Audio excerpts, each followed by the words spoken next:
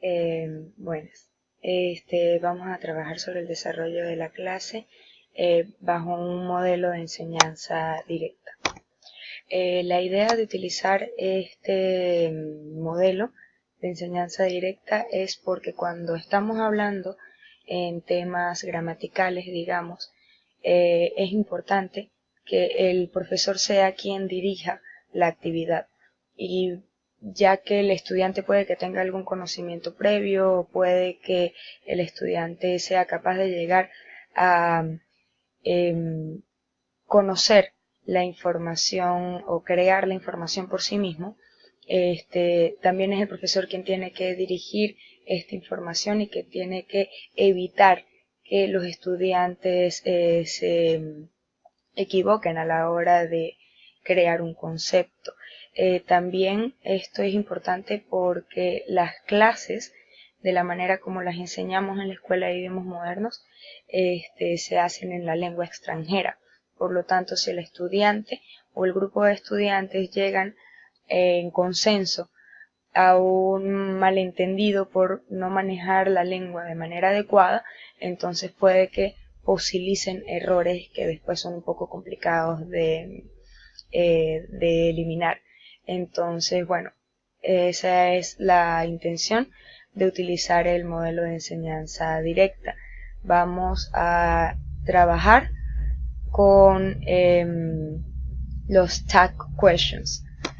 Bueno, dentro de la introducción de la clase se intenta que los estudiantes, bueno, hablen entre ellos, cualquier tipo de conversación sobre su cotidianidad, lo que piensan, lo que saben. Uno intenta ver qué saben más o menos de los temas que se van a plantear.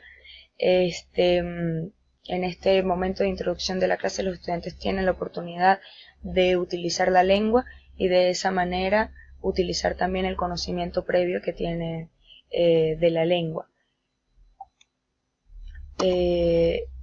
La parte de presentación de la clase dentro del método directo, método de enseñanza directo, entonces se les presentan ejemplos a los estudiantes y se intenta más o menos que ellos vayan viendo los patrones dentro de los ejemplos, que vayan viendo cuáles son las diferencias entre un ejemplo y otro.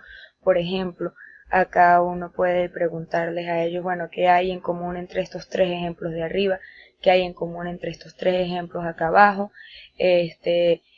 Por lo general se llega a la conclusión de que, bueno, tienen unas oraciones afirmativas y al final una preguntita en negativo, y acá tienen una oración negativa y acá una preguntita en afirmativo. Entonces se les pregunta a ellos, bueno, ¿cómo se llama esto? Esto se llama tag y es la pregunta que se está haciendo, y la intención es reafirmar, y todo este tipo de cosas son a las que se van llegando, a las conclusiones a las que se llega en conjunto con los estudiantes.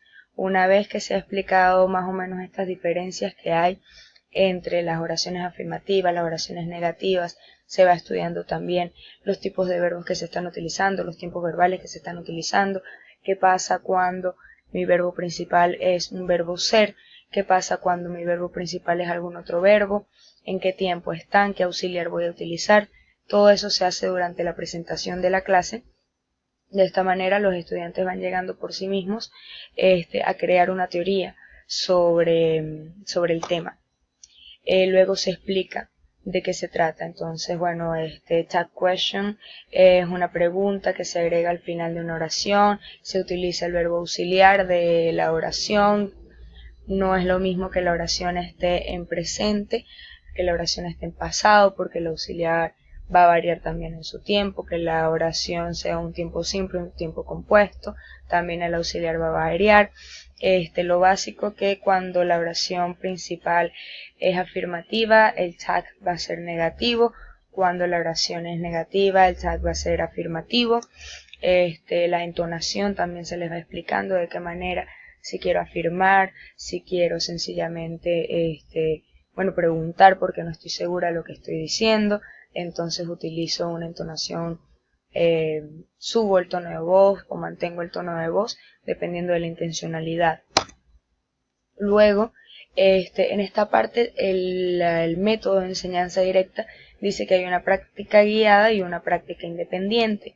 En realidad estas dos prácticas, a la manera como yo la veo, a la manera como me parece mejor aplicarla, es que vayan uno junto a la otra, ¿no? Entonces, una vez dadas las explicaciones necesarias y aclaradas todas las dudas sobre el tema, entonces se procede a dividir la práctica en tres partes, y estas tres partes son tanto guiadas como independientes. Entonces, primero se presentan ejercicios a los estudiantes para completarlos entre todos, ¿verdad? Es una lista de ejercicios que están acá, por ejemplo, que son los que podemos ver para que ellos mismos completen las oraciones.